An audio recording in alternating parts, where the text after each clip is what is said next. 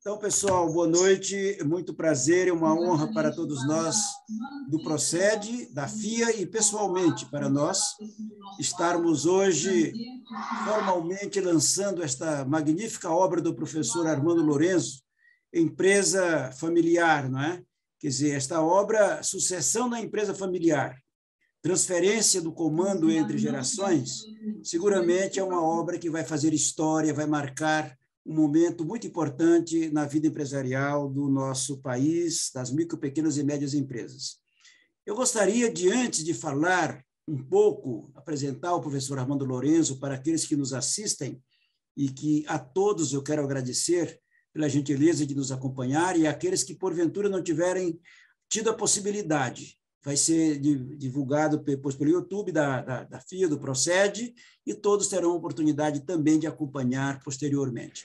Eu queria pedir ao professor Adelino que falasse algumas palavras. O professor Adelino, que é o primeiro pesquisador brasileiro na Universidade Brasileira sobre micro, pequenas e médias empresas. Professor Adelino, por gentileza, queria suas breves considerações sobre o evento que, nesse momento, estamos celebrando. Aqui é uma satisfação muito grande ter o Armando. O Armando foi meu orientado, mestrado, aluno, professor nosso, se dedicou especificamente à questão da empresa familiar e, nesse lançamento, é mais um tento, mais um ponto à frente, que ele, com a sua capacidade de explicar, de seduzir, de convencer as pessoas da importância do cuidado com a empresa familiar, do planejamento e a sucessão. Então, para mim, é um momento de muita satisfação estar aqui. Muito obrigado. Maravilha, professor Adelino. Eu queria dizer aos que nos acompanham virtualmente, também estão presentes na FIA, que vocês terão oportunidade, nós teremos oportunidade de ouvir o professor Dr. Armando Lorenzo. O professor Armando Lorenzo, graduado em Administração de Empresas, com mestrado e doutorado em Administração pela Faculdade de Economia, Administração e Contabilidade da Universidade de São Paulo. Nós sabemos que o professor Armando Lorenzo ainda está fazendo agora o seu pós-doutorado também pela FEA-USP, o que para nós é motivo de muito orgulho, que logo teremos mais um pós-doc também entre nós, amigos, colegas e professores. O professor Armando Lorenzo é professor da FIA, professor também de outras boas escolas de negócio do Brasil, diretor da Ernst Young University, mentor, escritor, palestrante e muito mais. Se for ficar falando, nós vamos tomar o tempo todo só apresentando o professor Armando Lorenzo. Mas como palestrante, como escritor e como professor, hoje ele toma essa tridimensão que nos brindará com uma palestra sobre os principais pontos do seu livro Sucessão na Empresa Familiar, um dos seus vários livros que ele já tem lançado, mas o livro que hoje caracteriza o lançamento formal, Sucessão na Empresa Familiar, Transferência do Comando entre Gerações e Gestão de Carreira dos Sucessores e das Sucessoras. É um livro que certamente, como disse e repito, marcará história entre nós da FIA, entre nós do Procede, entre nós das micro, pequenas e médias empresas e nós da economia brasileira. Professor Armando Lorenzo, teremos o prazer de ouvi-lo. Depois, aqueles que forem perguntar, a gente pode conduzir até as perguntas livremente, para que todos tenham oportunidade também de esclarecer eventuais dúvidas. Obrigado, professor, por estar nos brindando no ambiente da FIA, do Procede, com o lançamento da sua magnífica obra. Obrigado, professor. Muito obrigado, Armando.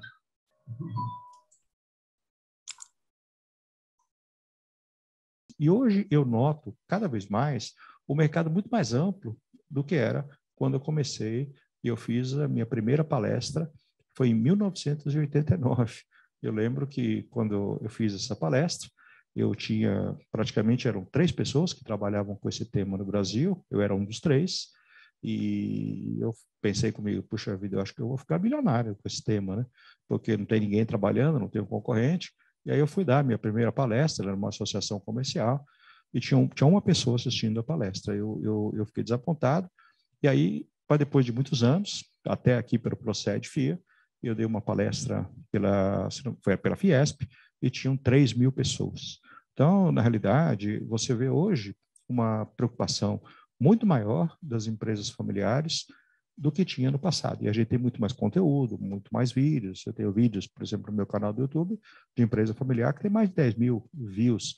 Quer dizer, coisa que a gente não via isso no passado. Então, esse é um tema que eu gosto muito, que eu dediquei minha vida inteira, sob o ponto de vista de pesquisa e estudos, e eu acredito que as empresas familiares têm, sim, muitas opções de sucesso. O problema é que sozinhas, às vezes, elas não conseguem fazer isso, porque uma característica da empresa familiar que é muito marcante é a característica da emoção.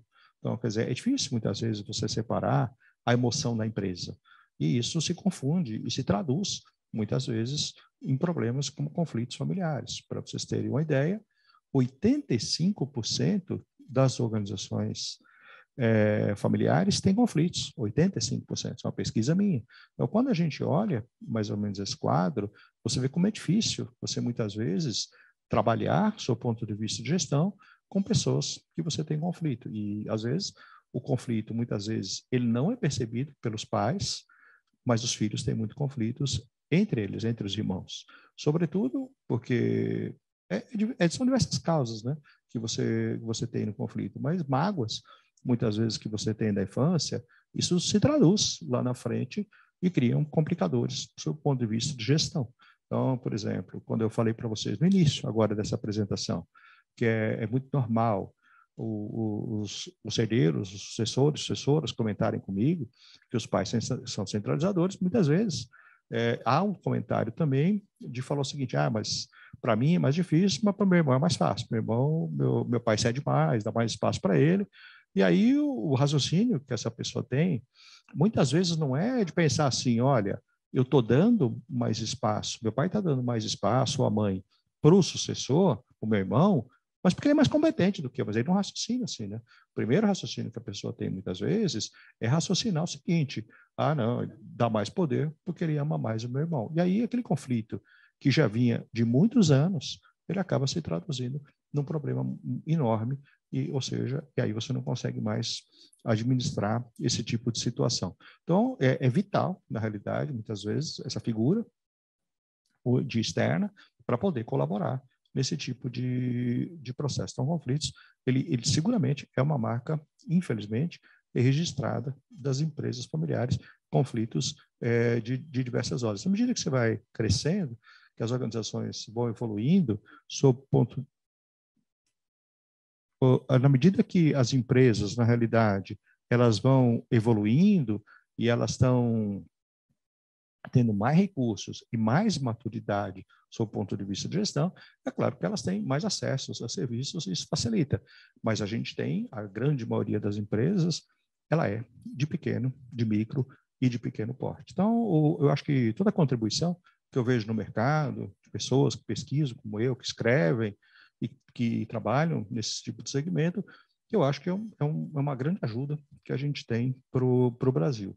O Brasil não está sozinho nessa dinâmica de empresas familiares. Para vocês terem uma ideia, as empresas familiares no mundo, elas têm de 69% a 74% das empresas no mundo são familiares. Em alguns países mais, outros países menos. No Brasil, as estimativas indicam 90%. Eu falo estimativas que dependem um pouco da fonte, mas vai entre 90% e 95%, o que é um grande número também de organizações no Brasil. Então, tudo que a gente puder fazer, eu acredito, pelas empresas familiares, a gente está ajudando muitas pessoas e está ajudando o país como um todo, né? Quando a gente olha, por exemplo, 75% da massa salarial do país é paga pelas empresas familiares.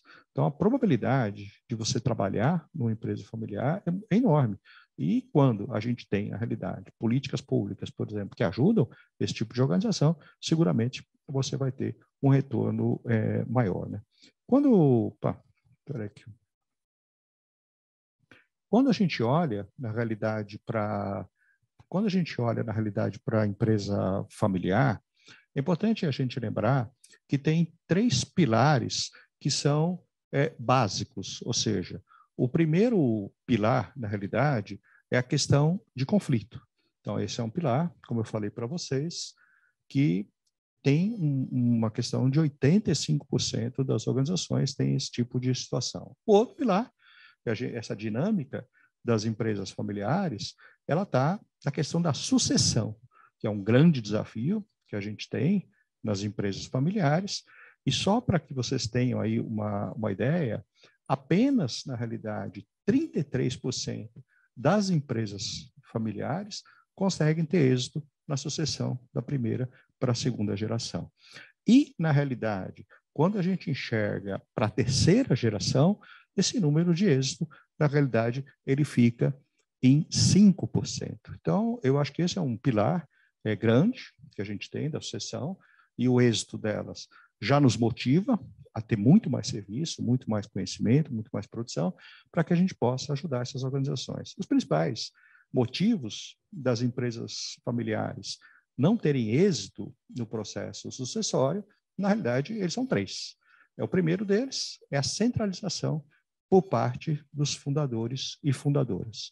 Então, esse é um problema grande, porque quando você encontra pessoas que são muito centralizadoras, e a gente vê isso numa grande parte desse tipo de organização, você corre 2 problemas, né? Porque você dificulta o processo de profissionalização, porque a empresa precisa crescer, precisa ter processos estruturados, do seu ponto de vista de gestão, mas muitas vezes essa característica de centralização, ela dificulta, porque na realidade todas as decisões têm que ser tomadas por quem dirige a empresa, né? Na realidade os proprietários, e isso dificulta a parte de gestão embaixo como um todo na empresa. Então, quando a gente olha esse fator, por isso que ele ocasiona um problema de êxito na sucessão. O segundo fator é o preparo inadequado dos sucessores e sucessoras. Quer dizer, esse é um problema que a gente tem grande, até porque a gente tem uma crença muito grande no mercado, uma cultura, vamos dizer assim, não só no mercado brasileiro, mas eu percebo isso no mercado global também. A gente tem uma crença muito grande que estudar resolve todos os problemas. Então, na realidade, eu acho que a educação ela é um pilar muito importante no desenvolvimento das pessoas, mas não é só isso, na realidade, que ajuda a pessoa a se desenvolver. A gente precisa ter outros fatores que incidam e que ajudem nisso. Então, a gente tem, muitas vezes, sucessores e sucessoras numa universidade de qualidade boa, mas sem experiência, e que isso dificulta muito o processo. Daí, quando eu falo que a centralização dos fundadores e fundadoras é muito importante, porque eles deveriam ajudar com conselheiros nesse processo e dedicar parte do seu tempo, sobretudo na sucessão, para o desenvolvimento dos sucessores e sucessoras. Isso deveria ser uma grande preocupação dessas pessoas, porque a empresa precisa ter a cara de quem vai dirigir e os sucessores e sucessoras precisam colocar o seu perfil, né? A sua marca, seu ponto de vista de gestão e estratégia. E não consegue fazer isso. E o terceiro pilar, né? O primeiro é a centralização dos fundadores, né? Comentando quais são os grandes problemas da sucessão. Um deles é a questão do preparo inadequado dos sucessores, segundo a centralização, não por ordem, e o terceiro, os conflitos, né? Porque os conflitos familiares, como eu disse para vocês, presentes em 85% das organizações, isso causa um problema muito grande, porque tem horas que o conflito ele é uma coisa muito, muito pesada nas organizações. A gente tem que ter um cuidado muito grande, porque há um sofrimento, do seu ponto de vista emocional, muito grande por parte dos envolvidos naquela sociedade ou naquela família. Então, você tem um problema, há um desgaste emocional enorme quando você tem conflitos, e muitas vezes você ele sai do campo pessoal, e ele sai do campo profissional, perdão, e ele vai para o campo pessoal, e quando ele chega nesse ponto de ir para o campo pessoal, o que você observa em algumas situações, na realidade, é que quando há 2 pessoas em conflito, o objeto em si da discussão, ela já não tem mais importância. Quer dizer, o mais importante, muitas vezes, é ganhar do adversário. Quer dizer, quando você está no conflito, que o seu principal objetivo é vencer o adversário, e o problema em si que tem que ser resolvido não é resolvido, então a gente já não tem uma sucessão adequada. Então, quando eu falo que a gente tem esses 3 fatores, conflito, preparo inadequado dos sucessores e sucessoras. E centralização, esses são os motivos da sucessão como um todo.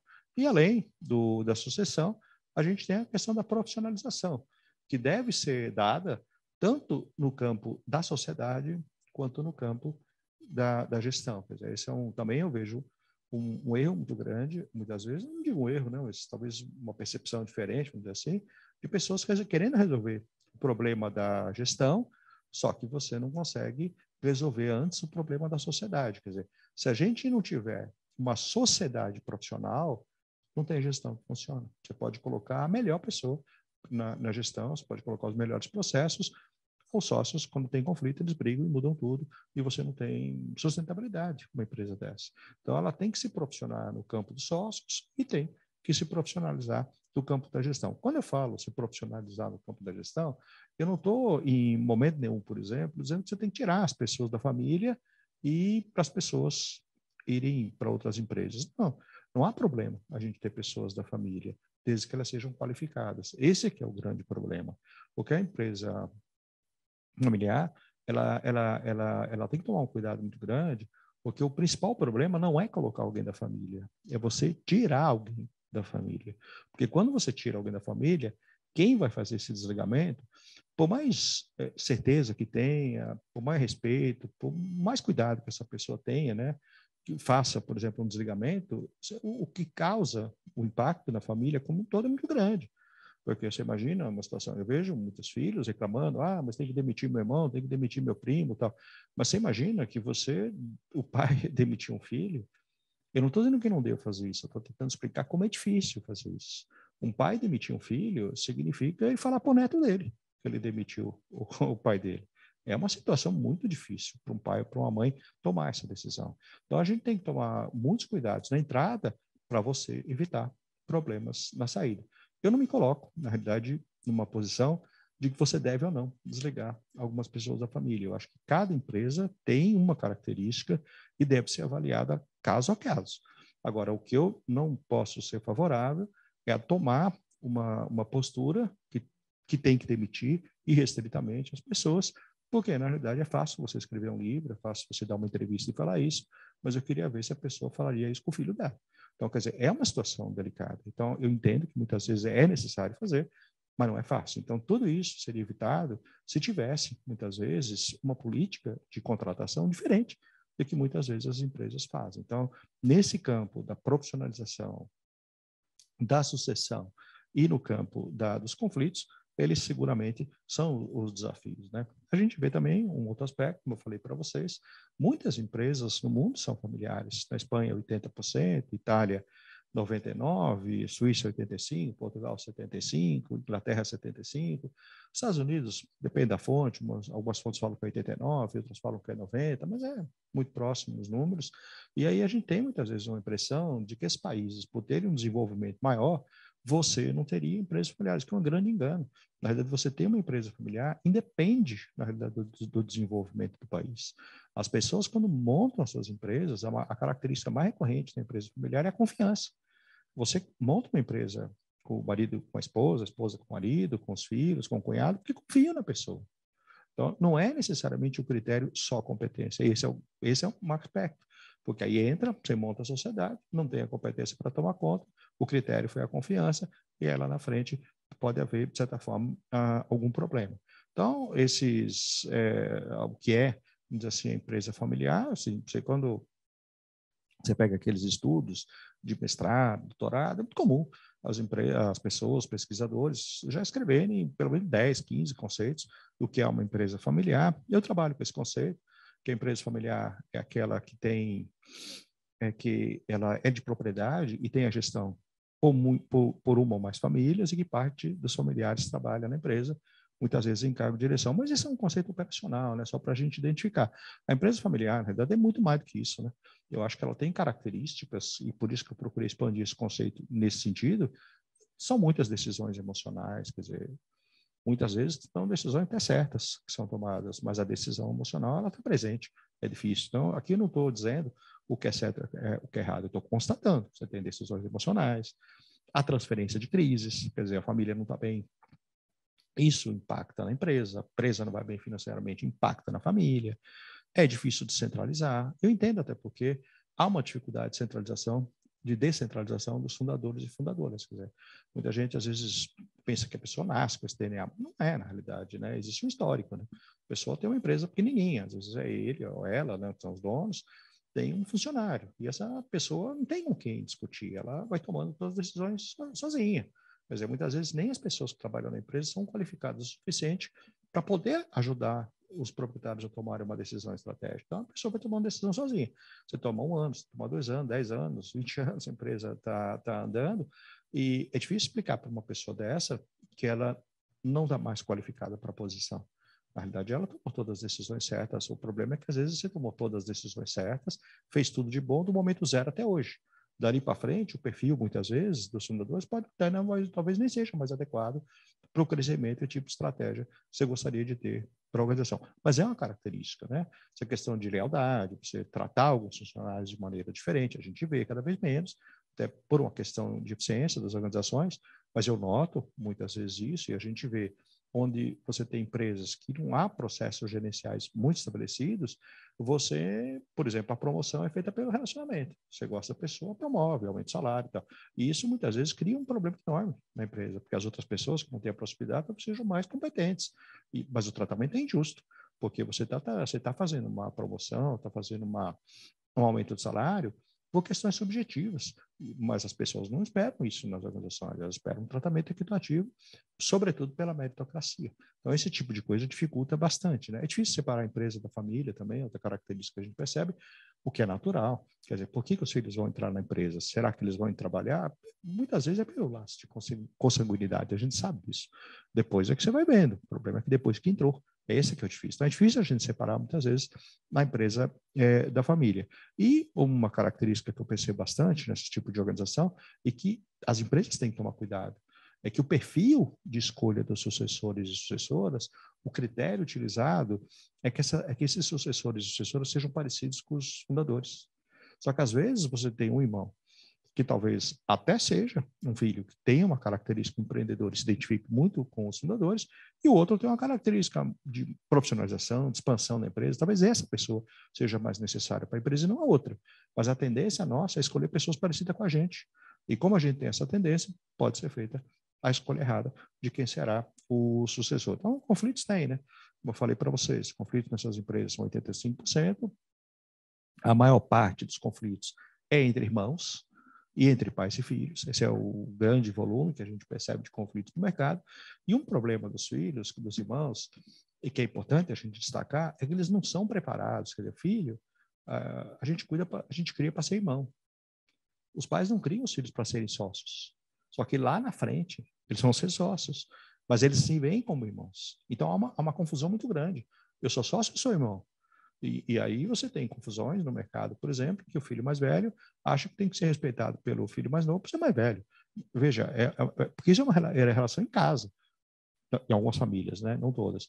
Mas, na realidade, no ambiente empresarial, essa relação não deveria existir naturalmente, mas há uma confusão. Então, muitas vezes, isso pode trazer um problema enorme. Então, uma outra coisa que a gente vê muito entre irmãos também é que é muito comum, você que está me assistindo, por exemplo, é muito comum, mais do que a gente imagina, sempre a gente achar que a mãe da gente ou o pai gosta mais do irmão do que do outro, do filho do que do outro. É muito comum, a gente sempre acha, minha mãe gosta mais do meu irmão, da minha irmã e tal. É muito comum a gente achar isso. O problema todo é que os pais, pelo menos a maior parte que eu conheço, amam muito os filhos, não há essa distinção. Mas há uma proximidade por algumas razões, às vezes por afinidades, gosta dos mesmos esportes, dos mesmos entretenimentos, mesmo tipo de conteúdo. Então, você se aproxima mais das pessoas. Isso não significa que você ama mais o filho, só significa que você tem mais afinidade. Outro, por exemplo, se você tem 2 irmãos e um deles tem uma fragilidade, por exemplo, emocional grande, e o outro não tem. Então, é natural que o pai ou a mãe se aproxime do filho que tem uma fragilidade emocional para você dar mais atenção. Ele está precisando disso. Então, o outro filho deveria pensar assim, objetivamente dizendo, né? Bom, meus pais não se aproximam de mim porque eu não preciso, estou bem na fita. Mas isso é no campo objetivo, né? Campo consciente. No inconsciente, eu penso diferente, né? Falar, não, se aproximou mais porque ama mais. Então, você percebe que é uma inversão de valores. Deveria até ficar contente por isso acontecer, mas não é o que acontece na prática. E aí você vive com essa sensação de ser amado menos, 5, 10, 15, 20, 30 anos, e aí você vai para a gestão da empresa e essa mágoa, por essa disputa do amor dos pais, você traz para a pena. E dos pais, entre pais e filhos, né? Os maiores conflitos que a gente vê são no campo o relacionamento muitas vezes é bom, bem verdade, a gente comentar isso, né? Mas o que a gente percebe em alguns momentos é que há uma disputa entre pais e filhos mesmo. Porque, na realidade, há um convite para se trabalhar na empresa, mas há um convite, mas não deixa a pessoa fazer as coisas que precisam ser feitas. Porque é uma relação de criador e criatura, né? É quase um outro filho que a pessoa tem. A empresa é considerada mais um filho.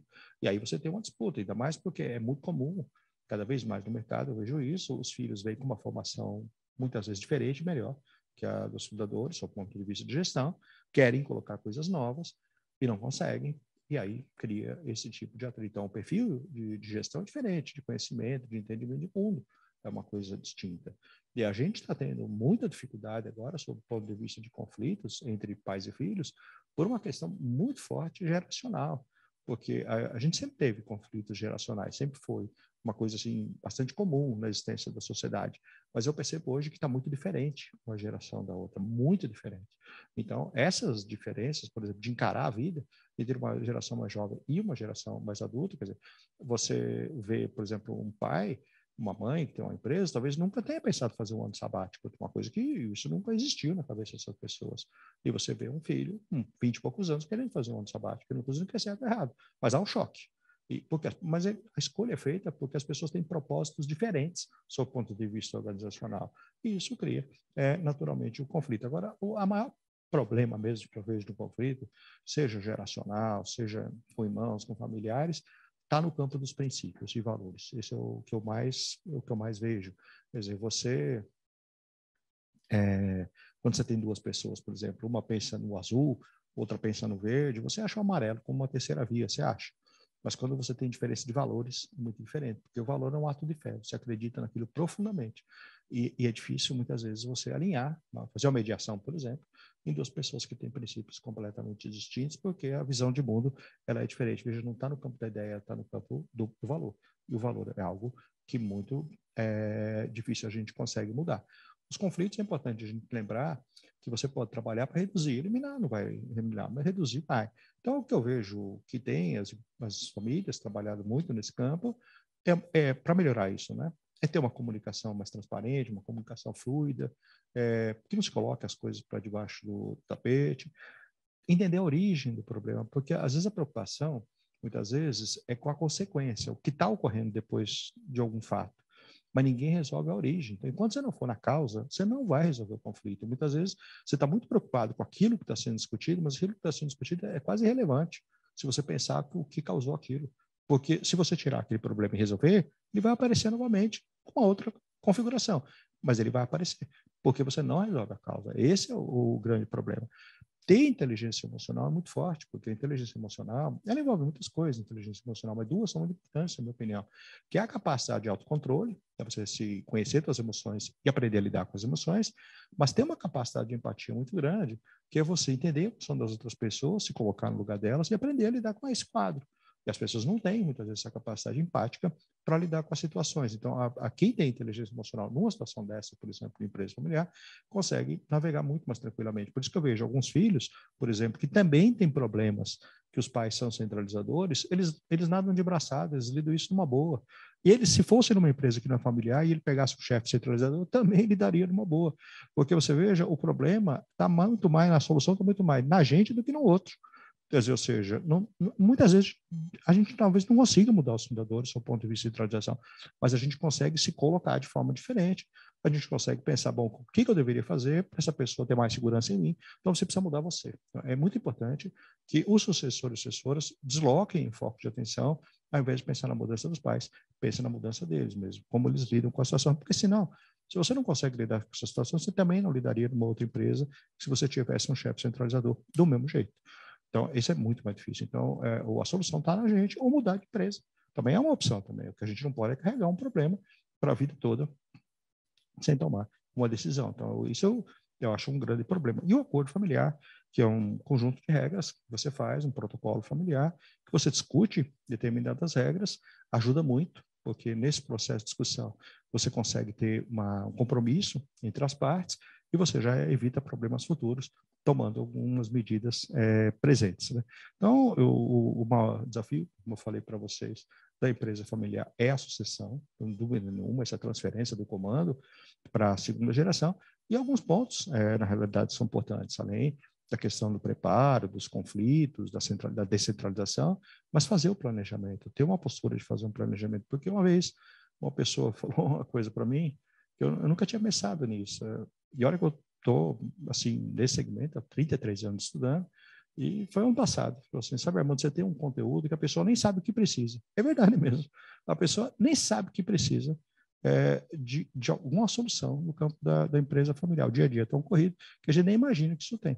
Então, é importante a gente fazer o planejamento da sucessão. Quando a gente faz o planejamento, aumenta muito as chances de êxito das organizações e entender a sucessão como um processo, né? Não como um evento. Aconteceu, e aí vou ver o que eu faço. Então, a gente precisa tomar medidas preventivas.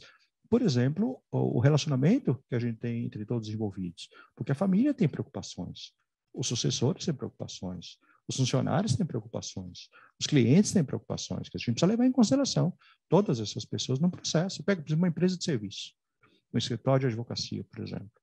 E aí o cliente está acostumado a lidar com o dono do escritório, por exemplo, com o advogado sênior, porque confia muito nessa pessoa, mas não quer dizer que o filho dele vai ser a mesma experiência que o pai ou que a mãe foram. Então, é importante entender que alguns segmentos, a relação do cliente com os fundadores da empresa é muito importante. E a gente muitas vezes não cuida disso. A gente está preocupando só em desenvolver os sucessores, mas não olha que você tem uma série de fatores em volta disso. E olha, e outra coisa, eu acho que os sucessores, ele tem que voar ao sonho deles. Eu acho isso, sucessor. Não adianta segurar. Porque, às vezes, eu vejo sucessores e sucessoras que vêm falar comigo, assim, vem com dificuldade, assim, Armando, eu gostaria de sair da empresa, minha família, eu não tenho coragem de falar para meus pais. Se eu falar isso, eles vão dizer que é uma traição. Mas não é uma traição, na realidade. A pessoa tem que seguir a carreira dela, você tem que voar o seu sonho. É muito importante. Todo esses pontos que eu estou falando para vocês, agora, aproveitar, né, que eu estou hoje divulgando esse livro, Sucessão na Empresa Familiar, mas esse livro é um pouco diferente dos outros anteriores que eu escrevi, porque eu dei foco nos sucessores e sucessoras, ou seja, como os sucessores e sucessoras devem lidar nesse ambiente familiar para ter uma jornada. Por isso que eu estou comentando muito hoje essa questão de sucessores, porque, na realidade, a ênfase do livro foi nessa, né? E tem outros com ênfases diferentes. Agora, essa é uma pesquisa que eu realizei, a pesquisa no Brasil, eu acredito que, eu não vi ainda uma outra maior, mas é a maior pesquisa que a gente tem no Brasil, e aí você tem 900 pessoas que foram entrevistadas, e essas 900 pessoas responderam, eu dividi em blocos de empresas que tiveram êxito na sucessão, empresas que não tiveram êxito na sucessão. Eu cortei esse slide só para você ter uma noção, mas a gente percebe, por exemplo, que as empresas que tiveram resultado desfavorável, nesse conjunto de empresas pesquisadas, metade, ou 54, prepararam sucessores e a outra metade preparou planejou a sucessão, e no campo do resultado desfavorável, você vê que apenas 29 prepararam e só 14 planejaram a sucessão. Então, a gente não pode garantir que o planejamento e o preparo funciona da melhor forma possível. No primeiro caso, por exemplo, das empresas que tiveram resultado favorável, metade planejou, metade não planejou e deu certo também, do mesmo jeito. Mas a gente aumenta muito a probabilidade de êxito quando você planeja e quando você prepara os sucessores. Essa pergunta que a gente tem, eu comentei alguns minutos, sobre se a gente deveria profissionalizar a gestão à sociedade. É difícil responder porque tem em cada caso, né? Mas seguramente a gente precisa ter uma sociedade profissional. Sem uma sociedade profissional não funciona nada embaixo. Tudo muda, as pessoas ficam numa insegurança muito grande, ninguém sabe a direção que a empresa vai, e isso é um problema enorme que as organizações familiares têm. Então, se você esquecer tudo que eu estou falando nessa apresentação do livro, eu só me esqueço uma coisa, o que eu vou falar agora. Nenhuma empresa familiar sobrevive, por mais lucrativo que seja, a disputa de sócios e falta de preparo dos sócios. Se tiver disputa E se tiver falta de preparo dos sócios, não tem empresa que sobrevive. Pois a lucratividade vai caindo até fechar, ou muitas vezes, com sorte, ser vendidas. Por isso que a gente indica essa questão do acordo familiar, para você estabelecer essas regras, ou protocolo familiar. No meu segundo livro desse tema, eu explico como a gente faz isso. Minha preocupação no livro foi mostrar para as pessoas assim, qual é o processo de a gente colocar uma governança numa empresa familiar. Porque eu via muitos livros falando que tem um conselho de família, conselho societário, de administração, etc., mas ninguém se preocupava em como colocar isso em prática. Então, a minha preocupação foi essa, de apresentar uma metodologia de implementação. Então, funciona assim, né? Na verdade, a empresa pode ser pequena, média ou grande, mas é importante que ela tenha um espaço para os sócios discutirem, para os sócios monitorarem a empresa, para os sócios, na realidade, estabelecerem a estratégia da organização e ter a empresa onde parte desses sócios trabalha. Aqui nesse quadro, por exemplo, você vê 5 unidades familiares, né? Família 1, 2, 3, nem todos os filhos precisam trabalhar na empresa. É importante a gente entender isso, mas as pessoas são sócias. E quem está trabalhando na empresa não é mais dono do que as outras pessoas. E, portanto, tem que reportar. Quer dizer, não tem, as sociedades são impostas, é verdade, mas a gente precisa entender que quem tem sócio tem patrão e precisa dar satisfação. Não tem outra alternativa.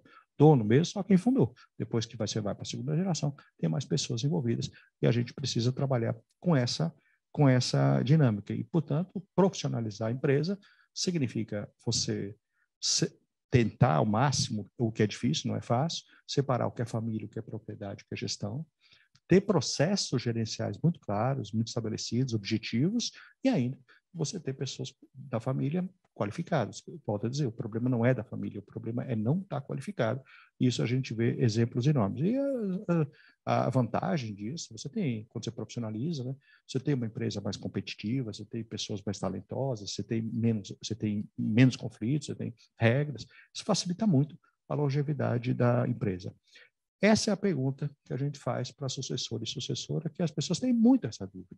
É possível a gente ser um líder? É possível, porque há um problema, há uma comparação com os pais muito grande. Quer dizer, se você tem um pai e uma mãe que são muito carismáticos, por exemplo, e pessoas muito boas do ponto de vista empreendedor e como empresário, haverá uma comparação. Mas o cuidado é que a formação é muito importante e que não deveria, em momento nenhum, a pessoa entender que ela é filha do dono. Isso é o principal erro que as pessoas cometem. Eu sou filho do dono, eu sou filha da dona. Não, eu sou um profissional. E eu, como sendo um profissional, eu preciso ter meu espaço aqui dentro. Mas você tem que ter seu espaço, mas você precisa demonstrar que você realmente faz por merecer para ter esse espaço por parte dos fundadores. Então, quando a gente olha essa formação de sucessores e sucessoras, vem em mente, como eu falei para vocês, no primeiro momento, que você tem que ter uma educação de qualidade. E é verdade mesmo. Você tem que ter essa educação de qualidade.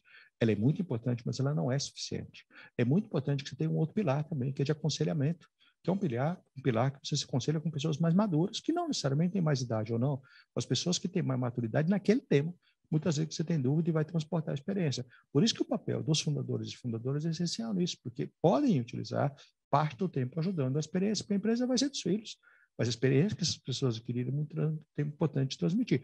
E quando a gente não tem a situação de contrato, mentores, que de alguma forma, e mesmo assim tem pessoas que no mercado nem cobram, na verdade, pelo relacionamento, fazem vocacionalmente. Então você tem essa possibilidade, mas tem que ter pessoas mais sêniores ajudando. E o terceiro pilar é a experiência. A gente precisa ter uma experiência, mas não é qualquer experiência. Experiência que nos desafie, na realidade, missões delicadas que a gente passa na vida. Então, é importante que a gente passe por isso, porque esse que fecha o teu ciclo. Você tendo uma boa educação, tendo pessoas sêniores te ajudando, e passa por algumas experiências.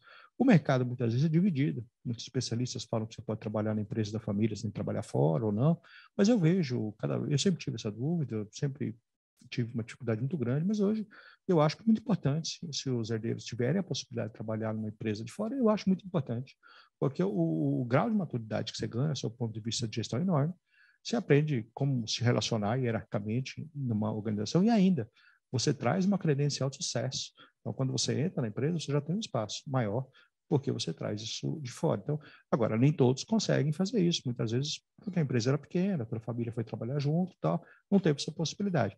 Não tendo essa possibilidade, não significa que você não pode se profissionalizar também com experiências. Então, eu vejo As pessoas têm eventos que você pode ir, tem associações que você pode ir, vai fazer um benchmarking numa empresa familiar profissional para conhecer como eles funcionam. Existem outras formas de você adquirir experiência mesmo sem trabalhar numa organização externa à sua família. E esse aqui, para a gente finalizar a apresentação de hoje, né, chegando já no horário, essa eu estou fazendo uma pesquisa agora no pós-doutorado e eu estou comparando empresas portuguesas, brasileiras e espanholas.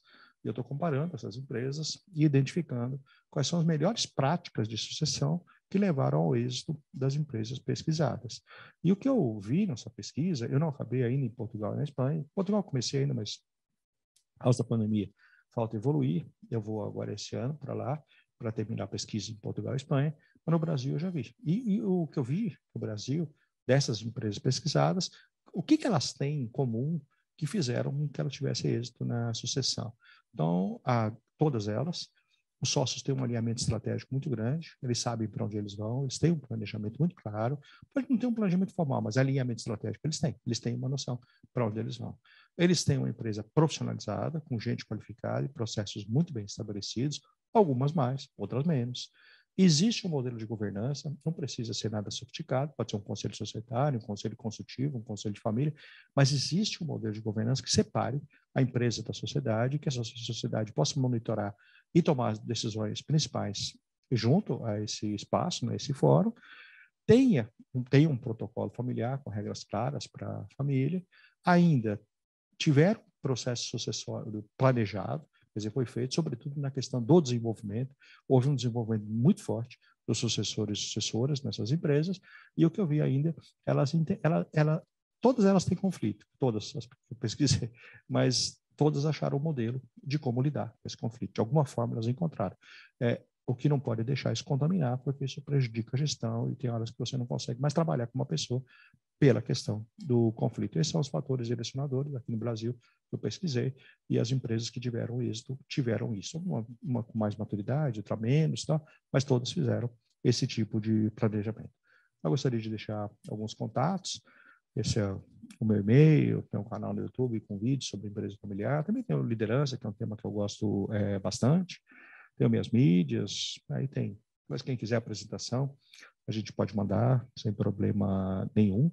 E tem aí meu LinkedIn, também sou bastante ativo, coloco materiais de empresa familiar e de liderança, que são dois temas que eu gosto. E aí a gente pode conversar e seguir, tenho bastante. E esse é o livro. Não vou deixar de fazer mais minha apresentação. É um livro, é o mais recente. Ano passado eu escrevi um livro sobre liderança.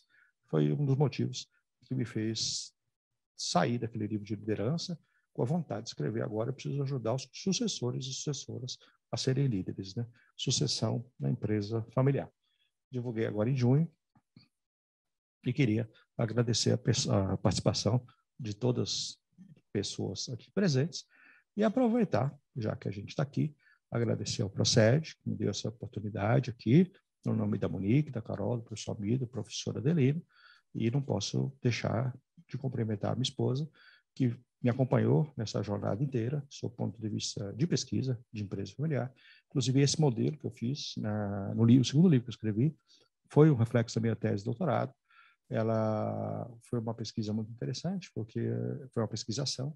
Então, era um modelo que eu desenvolvi, um modelo de governança junto às empresas. A pesquisa demorou 8 anos, com 15 empresas, mas, na realidade, no doutorado, eu reportei só 3 empresas. Eu fiz um corte na pesquisa, porque ela era muito grande, e a gente tem um tempo mais curto para fazer o doutorado. Lá, eu reportei alguns casos também, e desenvolvi o primeiro modelo de governança na empresa familiar para esse tipo de organização. E minha esposa me ajudou muito, porque ela me acompanhou em todas as pesquisas, me ajudou. É uma gratidão que eu tenho muito grande, tá bom? Então, muito grande, e sempre que precisar, eu estou por aí. Obrigado novamente. Era professor Armando Lorenzo, como era de se esperar, um belo show, né? O senhor me ouve bem, professor Armando Lorenzo? Terminei em ordem aí, professor Almeida. 20 Oi? horas e 5 minutos. Ah, não, está muito bem, está tranquilo. É importante, numa oportunidade como esta, e você já mencionou a sua esposa, né, que, na realidade, quando a gente termina uma obra Eu não sei dessa... se vocês têm... Eu acho que o pessoal não está escutando, professor Almeida. Espera aí que só está resolvendo aqui. É que fechar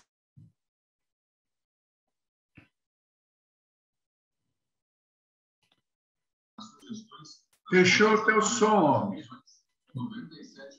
Deixando meu som. Bom, se vocês tiverem perguntas, podem colocar no chat aí. Carol, dá uma olhada aqui no chat agora e eu ajudo a responder. O professor me está tendo algum problema no áudio e a gente não consegue E agora, estão me ouvindo, não? Não sei se eu está me escutando.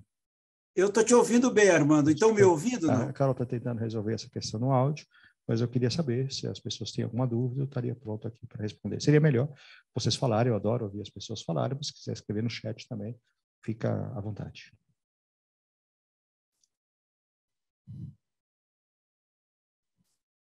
Bom, vocês estão ouvindo? Eu queria fazer um comentário, antes de passar para o professor Almir.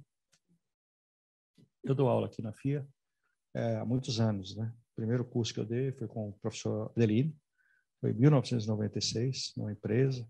Então, a gente fez lá um programa de profissionalização, então estou junto aí nessa caminhada há muitos anos. Depois disso, foi instituído o curso de pequenas e médias empresas. Aqui é um curso bárbaro. Eu acho que ele tem, além da qualidade acadêmica, vamos dizer assim, né, de todos os professores, o conteúdo, porque eu escuto relatos, né, os alunos falando comigo, Armando, consegui mudar a empresa, consegui fazer uma transformação muito grande e tal. Mas eu acho que ele é muito importante, esse curso, mas eu vou comentar por que eu estou falando isso, porque eu menciono ele no livro. Porque é um curso que os sucessores e sucessoras, a público, a maior parte dessas pessoas, e há uma certa... Você consegue compartilhar experiências, né? Então é muito legal, porque às vezes eu estou dando aula, quando eu falo em alguns temas de sucessão, aí as pessoas conversam umas com as outras, e elas falam, então não é só na minha empresa que acontece, né? Então acaba tendo essa certa troca bastante importante. E aí, eu comentei hoje com o professor Almir até, já havia comentado uma vez, mas ressaltei hoje novamente, tem um aspecto bastante interessante nesse curso que me chama a atenção, e eu estou comentando isso porque eu coloquei no livro. Geralmente eu vou no começo do curso, né? Em geral, às vezes não, mas em geral eu vou no começo do curso e os alunos se apresentam, né? E cada um, aí eu peço para eles apresentarem a empresa da família, né? E quando eles apresentam aquilo com tanto orgulho. Eles amam a empresa da família que eles trabalham. É um orgulho muito grande. Então eu sempre fico pensando assim, eu acho que às vezes você vive ambientes que são conflituosos, eu sei que não é fácil, muitas vezes a dinâmica da empresa familiar, mas eu sempre, e acredito até que muitos pais devem pensar assim, será que meus filhos querem trabalhar aqui mesmo? Mas se eles tivessem a oportunidade de ver os filhos apresentando a empresa dos pais, eu acho que eles ficariam muito orgulhosos, né? Eu sempre fico pensando, que a gente não pode fazer isso, mas a vontade de colocar uma câmerazinha para o pai ver, o filho apresentar, porque realmente que não dá, né? Mas acho que seria um orgulho muito grande para a família ver o que os filhos falam da empresa, né? É que no ambiente, muitas vezes, é difícil, eu sei, mas fora dele, apresentando, também da pessoa, sabe? Ela não é mais só do pai e da mãe, né? Também é dos filhos e, enfim, dos parentes. Então, eu sempre comento isso. Obrigado, professor. Opa, muito bom. Estão me ouvindo bem agora? Eu acredito que sim, não é? Excelente, professor, parabéns. Eu achei muito importante você ter mencionado a sua esposa Valéria, que, na realidade, quando a gente acaba produzindo uma obra dessas, a gente sabe que a gente é muito devedor àqueles que nos apoiam, e ninguém mais do que uma esposa para apoiar uma obra assim, que a gente sabe quanto isto representa. Parabéns à Valéria. Não estou vendo, mas tenho certeza que ela está ouvindo o que eu estou falando. Eu quero estender esses parabéns a ela, porque o sucesso é compartilhado nesse momento também, né? Professor, muitos elogios. Tem aqui a Graça Aparecida, que faz uma pergunta, diz, quanto à sucessão, qual a situação da mulher atualmente? Quer dizer, é uma pergunta muito atual, muito interessante, Graça, que ela está fazendo. Você poderia responder diretamente, professor? Eu posso. Na verdade, eu venho... Assim, a gente... Dizer que a gente não vive um país machista não é verdade, né? Porque a gente tem características, os próprios indicadores, né, mostram para a gente, por exemplo, participação nos cargos de liderança, por exemplo. Então, você começa a perceber, muitas vezes, que tem características machistas. Está mudando muito o país, graças a Deus, porque isso não tem cabimento de acontecer mais, nunca deveria ter acontecido, e está caminhando cada vez para um mundo melhor. E eu percebo que esse caminho de melhora, ele tem acontecido também nas empresas familiares, sabe? O que antes era muito característico, é você colocar o primogênito ou só o filho homem na direção. Hoje você vê muitos casos das mulheres assumindo como uma sucessora, como uma presidente, liderando, e eu acho bacana isso, entende? Inclusive, em alguns setores que eram mais difíceis da gente ver, a gente está vendo. Então, eu acho que a participação das mulheres está aumentando bastante. Aliás, Eu vou ser sincero, professora Bia Graça, eu recebo muito perguntas assim, de empresa familiar, né? Porque às vezes o pessoal vê o vídeo, entra no LinkedIn e pergunta. Eu sempre fico pensando, às vezes eu recebo mais perguntas às vezes de mulheres do que de homens, muitas vezes mais preocupação.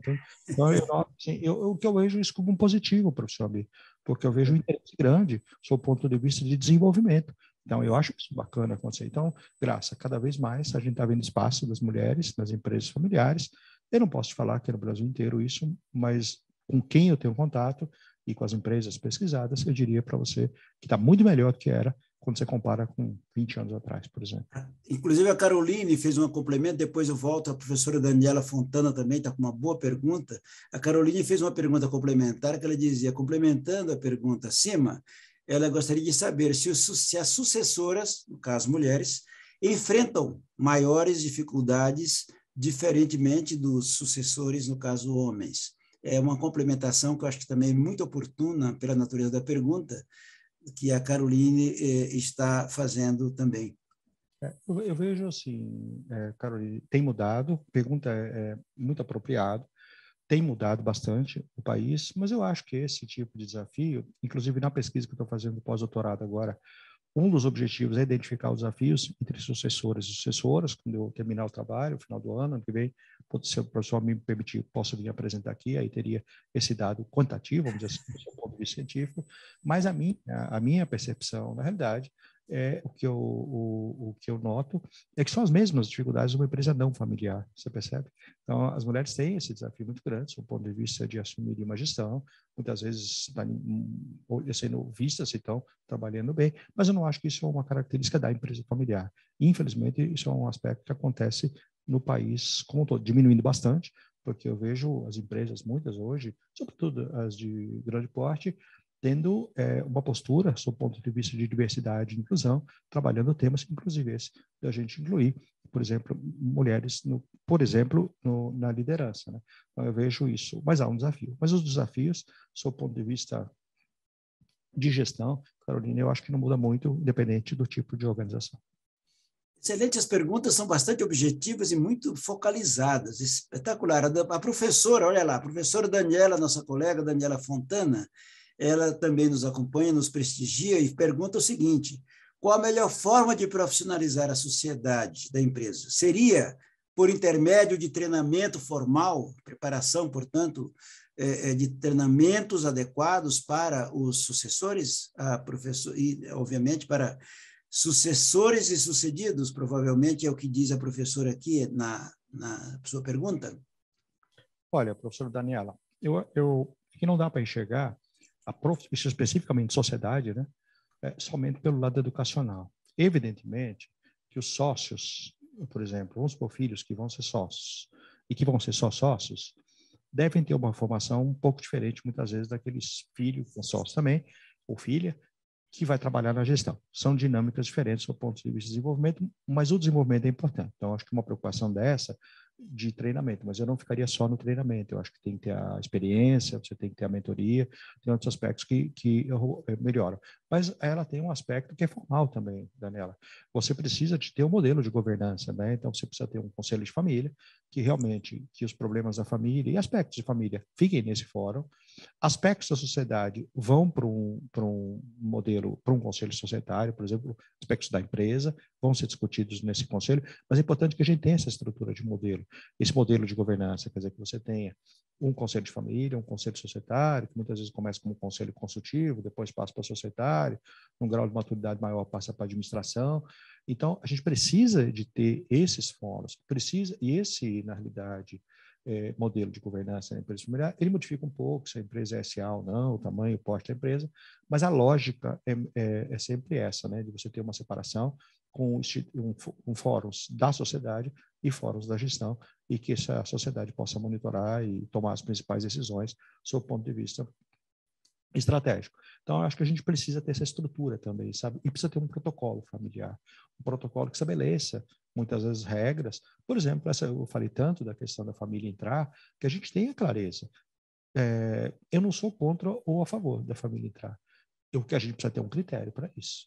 Então, se as pessoas vão entrar, qual é o critério que as pessoas vão ter para poder fazer o ingresso da empresa familiar? Isso é uma coisa que tem que ser discutida com a família. Então, e o protocolo familiar, um dos aspectos é esse, a entrada e carreira de famílias, de familiares na empresa. E tem uma infinidade de aspectos com muitos itens que a gente discute isso, né?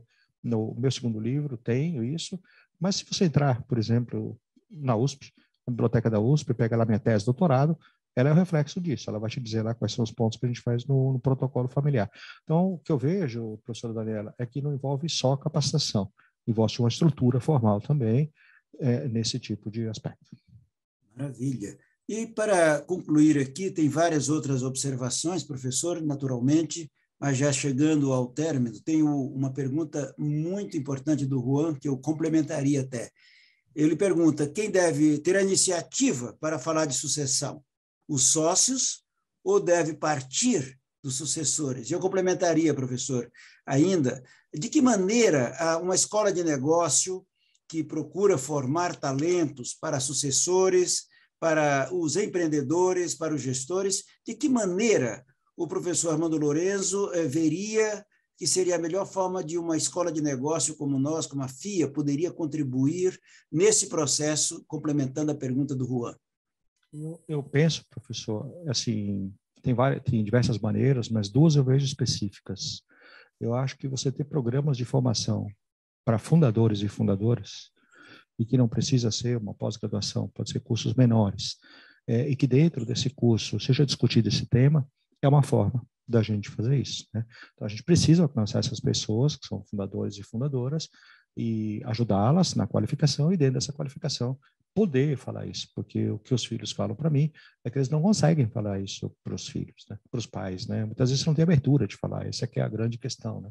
Agora, o outro ponto também que eu vejo, um outro tipo de ajuda, não sendo um treinamento para fundadores e fundadoras, é a escola de negócio ter atividades de extensão para os pais dessas pessoas, compreende? Então, para que a gente tenha programas, talvez não seja um programa de treinamento, mas seja uma palestra, seja um workshop para os pais dessas pessoas. E nesse workshop, um dos temas, claro, imagino que deveria ser tratado nisso, porque a gente precisa fazer chegar essa informação, porque os filhos têm, né? Porque eles estão se qualificando, estão lendo, mas a gente não vê muitas vezes essa disponibilidade. Então, acho que a escola de negócio poderia fazer esse movimento. E aí, respondendo o Juan, né, que fez também a pergunta, eu acho que seria isso, né? A gente, de alguma forma, levar para essas pessoas o conhecimento para que eles consigam se envolver mais no processo. Uma coisa que eu vejo bastante, assim, em eventos de empresas familiares, eu acho muito legal quando a gente vai nesses eventos e vê um empresário ou uma empresária comentando o caso dele e como ele solucionou. Isso cria um impacto muito grande também nos outros empresários ou empresários, porque eles se identificam, né? Porque é uma pessoa falando, viveu a mesma coisa, também eu acho que faz parte, né? Aí você tem uma afinidade de vídeos que você pode dar acesso, mas a pessoa precisa querer fazer isso. Só para terminar, professor, tem uma brincadeira no meio de sucessão que o pai fala para o filho assim, nossa, hoje é o dia mais feliz da minha vida, né? E ele fala assim, por que, pai? Hoje eu estou fazendo sucessão. Ele falou assim, sucessão, você com 98, com 75, isso é um dia feliz? Eu não acho que isso é feliz. Então, você veja que o que a gente nota muitas vezes é que tem alguns fundadores e fundadoras que, na realidade, têm uma visão de que vai viver 280 anos, percebe? E na realidade, a gente não vai viver 280 anos, mais que a medicina evoluir. É muito difícil, é uma brincadeira, claro.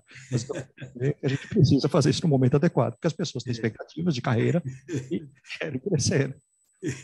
Muito bem, professor Armando. Professor Armando, excelente a sua aula, a sua apresentação magistral.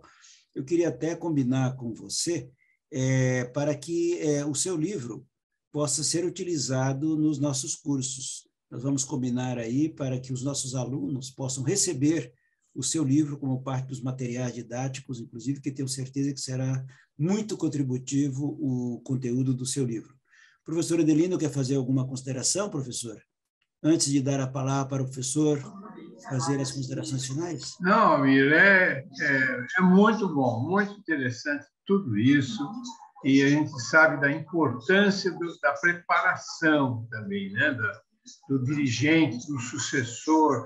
a gente ter isso sempre presente em todos os cursos, porque já que abrange a maioria das empresas, né, todos os cursos têm que abordar esse problema, eu acredito. É muito importante tudo isso que o Armando apresentou hoje. Maravilha, concordo também com você. Professor Armando, para as suas considerações finais, professor. Minhas considerações finais, professor Amir, eu acho que a gente tem um mantra na sociedade e as pessoas, desde que a gente é criança, a gente aprende isso. A gente deveria tratar as pessoas como a gente gostaria de ser tratado. E eu acho que eu questiono muito esse mantra. Eu acho que a gente tem que tratar as pessoas como elas querem ser tratadas. A gente precisa mudar o foco, a gente precisa ser mais empático.